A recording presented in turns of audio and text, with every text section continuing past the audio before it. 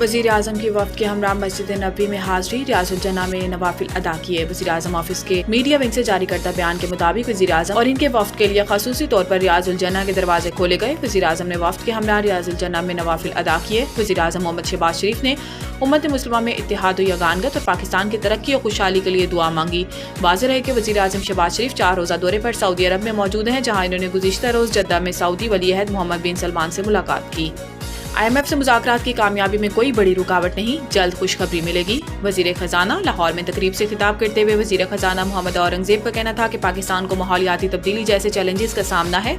Glaciers तेज़ी से पिघल रहे हैं, लाहौर में धुंध से मुआशी सरगर्मियाँ मुतासिर होती हैं। इनका कहना था कि मौसमियाती तब्दीली और आबादी मुल्क के लिए बड़े ख़तरात हैं। मौसम सरमा में कम बारिशें होना बड़े खतरे की तरफ इशारा है। माहौलियाती तब्दीली के असरार से बचने के लिए फ़ंड का निज़ाम लाएंगे। सेनेटर मोहम्मद औरंगज़ेब ने बताया कि 2 हफ्तों में मौसमियाती तब्दीलियों के लिए फाइनेंसिंग पर IMF से मुस्बत बातचीत हुई।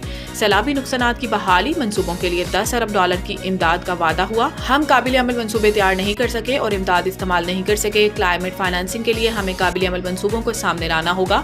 वजारत ख़जाना मौसमियाती तब्दीलियों को रोकने के लिए हर मुमकिन ताउन फराहम करेगी। पाकिस्तान हाई कमीशन नई दिल्ली में यौम पाकिस्तान की तकरीब, सियासतदानों और सफारतकारों की शिरकत। तकरीब में सियासतदानों, सफारतकारों और कारोबारी शख्सियात समेत बड़ी तादाद मेहमानों ने शिरकत की, जहां नाज़िमुल अमूर पाकिस्तान हाई कमीशन नई दिल्ली साद अहमद ने मेहमानों का इस्तकबाल किया। नाज़िमुल अमूर साद अहमद बड़ाइच ने कहा कि पुरअमन और जमहूरी जद्दोजहद से कायद आज़म की क़यादत में पाकिस्तान का क़याम पाया तकमील को पहुंचा।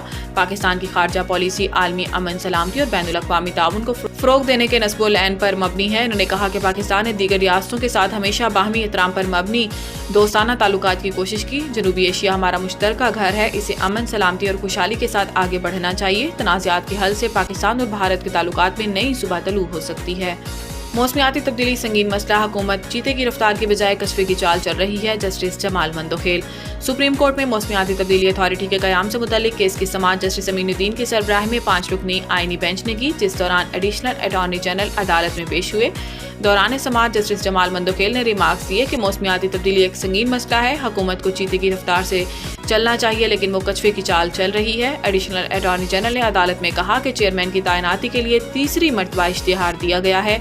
इस पर जस्टिस जमाल मंदोखेल ने सवाल किया, पहले 2 मरतबा इश्तिहार देने का फ़ायदा क्यों नहीं हुआ। एडिशनल अटॉर्नी जनरल ने जवाब दिया कि शॉर्टलिस्ट 3 नामों में से पहले नंबर वाले उम्मीदवार की दोहरी शहरियत निकली। हुकूमती पॉलिसी है, आला ओहदेदार पर दोहरी शहरियत वाला शख्स नहीं लगाया जा सकता। बाद अज़ां आईनी बेंच ने केस की मज़ीद समाअत 1 माह के लिए मुलतवी कर दी।